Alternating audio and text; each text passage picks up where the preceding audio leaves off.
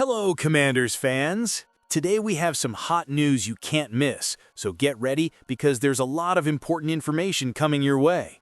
Before we begin, we'd like you to subscribe to the channel, activate the bell, and stay up to date with all the latest news about our Washington Commanders. Don't forget to leave a like, which really strengthens our community and helps bring this content to the team's most passionate fans. Now, without further ado, let's get straight to today's news. Commander Source discusses the quiet part of Jayden Daniels' regression.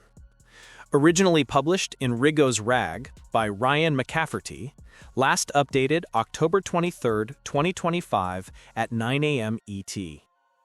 Everything that could go wrong for the Washington Commanders has gone wrong in recent weeks.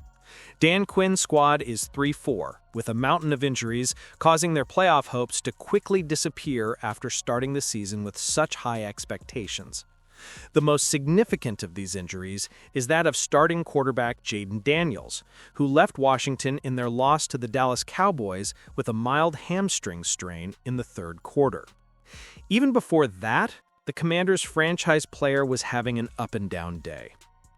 Daniels was playing without the services of his top three wide receivers, and the lack of chemistry with his available weapons showed that he is human after all.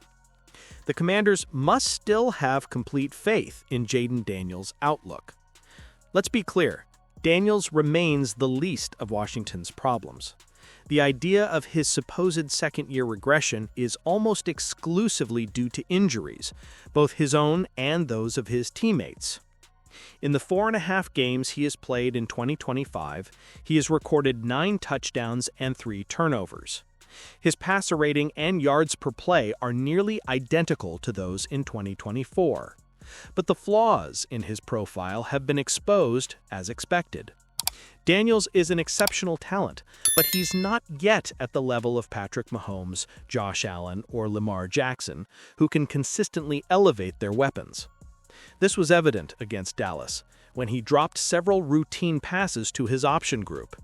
Zach Selby, a member of the Commanders, noted the same dilemma, noting that there is still no defined rhythm between Daniels and Luke McCaffrey and Jalen Lane.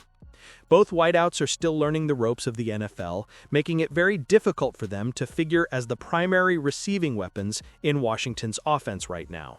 However, a fully mature version of Daniels would find ways to handle any situation presented to him. Commanders receive major injury boost just as fans were losing hope. This should give everyone a significant boost. Dan Quinn stated that Terry McLaurin and Deebo Samuel Sr. would practice this week, heading into Week 8 against the Kansas City Chiefs on Monday Night Football. However, there was still some skepticism among Washington Commanders fans. They've heard the same story before, especially in McLaurin's case. Unfortunately, he didn't do more than stretch before being sidelined for 4 consecutive games. Samuel held out until the Commanders reached their limit in their last game, so it remained to be seen whether his heel issue had benefited from extended rest. Fans are desperately searching for hope. The Commanders are 3-7 in the standings, and facing the in-form Chiefs without superstar quarterback Jayden Daniels doesn't exactly inspire confidence. But amidst the doom and gloom, there was a light at the end of a very dark tunnel. Commanders received major injury boost with Terry McLaurin and Deebo Samuel's return to practice. All eyes were on Thursday's practice to see if McLaurin and Samuel would participate. Both wore helmets, both wore pads, and both participated in drills with their teammates. This is especially significant for McLaurin, who missed the entire summer due to a contract dispute and played just 3 games at the start of the season before being released.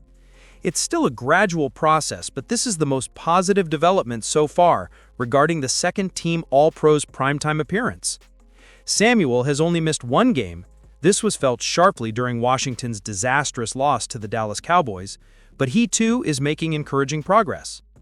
Much will depend on how both players recover from the increased workload, but reintegrating them into the team will be a huge boost for everyone in the locker room. Marcus Mariota will lead the team in Week 8. The veteran signal caller is useful, but he needs the right supporting cast around him. That means having McLaurin and Samuel at full strength, resuming the partnership that seemed so promising at the beginning of the season. Their presence doesn't guarantee the Commanders' success. Joe Witt Jr.'s defense needs to make significant adjustments to contain Kansas City's colossal offense, which brought wide receiver Rashee Rice back from suspension last week, but it puts them much closer. Fans will be keeping a close eye on developments ahead of Washington's trip to Kansas City. Quinn won't risk it unless he's 100% certain, but things seem to be improving after weeks of abject suffering on the health front. The growing chaos drags the Commanders into the most absurd trade idea yet. This is outrageous. This time of year always brings with it heated speculation. The trade deadline is fast approaching, which always brings theories, rumors, and everything in between about buyers and sellers in the NFL. Where the Washington Commanders fit this time of year is anyone's guess.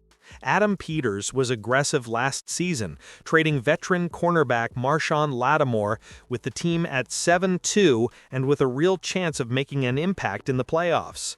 But that's not the case this time. The Commanders are 3-4 with a brutal stretch of games ahead. Peters could be sitting out, which is the most likely scenario. He spent heavily with mixed success, and this roster doesn't have many valuable players if the front office decides to sell. NFL analyst advocates Justin Fields' trade to the Commanders. Still, that hasn't stopped some jaw-dropping predictions from emerging, and nothing was more surprising than the statement made by Vinny Iver of Sporting News. In an article highlighting a trade every team should make, the NFL analyst made an interesting choice for the Commanders. It was none other than New York Jets quarterback Justin Fields. No, seriously.